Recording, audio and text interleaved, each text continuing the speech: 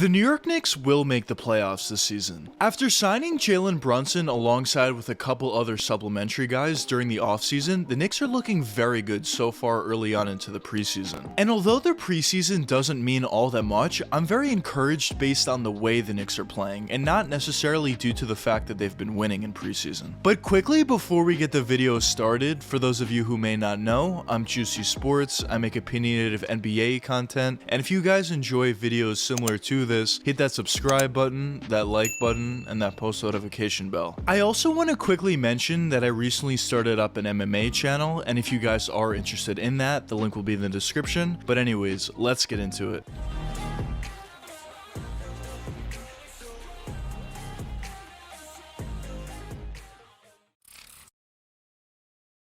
After a disappointing season last year, many expected the Knicks to go into this offseason and make significant moves. And what most were expecting was the Knicks to go out and get a superstar to finally add to this roster. Now at the time, there were a bunch of different names floating around, but as free agency progressed, it became more clear that the main target was going to be Donovan Mitchell for the Knicks. And at one point in time, it seemed like Donovan going to the Knicks was a foregone conclusion, and there was no other team that had competitive offers to what the Knicks had. Of course, now we know that Donovan ended up getting traded to the Cavaliers, but that was the expectation going into this offseason, for the Knicks to make a significant move. Or at the very least, if they weren't able to bring in a superstar, most people wanted the Knicks to trade away Julius Randle after that terrible season that he had last year. Basically, people just wanted to see changes to the Knicks, and the Knicks to add more talent to this roster overall. But after the offseason came and gone, of course, as I just mentioned, the Knicks weren't able to get Donovan Mitchell or any other superstar, and they also weren't able to trade away Julius Randle. But while that is true, I do think the Knicks have improved their roster overall. They were able to bring in a guy in Jalen Brunson, who although isn't a superstar, I do think he has the potential to be an all-star in his career. And also some of the other role players that they were able to bring in during the offseason, I do think are going to play a decent role in the Knicks' success this next season. But of course, at the end of the day, the Knicks' free agency performance is going to be based upon how well or ineffective Jalen Brunson ends up playing. But now let's get into the question of the video, which is why I think the New York Knicks are going to make the playoffs this season. Well, it really comes down to a bunch of different factors, but the first factor that I wanted to touch upon is the addition of Jalen Brunson. Now, it's been pretty clear that over the past 20 seasons, the Knicks have struggled for the most part. And although they tried a bunch of different things, the one constant over the past 20 years was the Knicks never truly had a point guard. And what I mean by that is the Knicks never had a good, great, or even decent point guard for a very long time. Probably the last decent starting level point guard that the Knicks had was Raymond Felton all the way back in 2013. And although you could make an argument that the Knicks did have Derrick Rose during the 2016 season, that season the Knicks struggled, and I kind of see that as a wash. But the point that I'm trying to make is the Knicks didn't have a point guard in the last 20 seasons basically. And in my opinion, I think having a good point guard on your team is probably the most important thing you can do as an organization. Because a good point guard just makes everybody around them better. They can run plays for specific guys and get them easy shots. They can calm everyone down in clutch situations, and overall having a good point guard on your roster just makes your life a lot easier, and players look a lot better when playing next to a good point guard as opposed to a point guard that's not as good, of course. And moving back to Jalen Brunson specifically, although it's only been 2 preseason games, I do feel like we have seen Julius Randle and even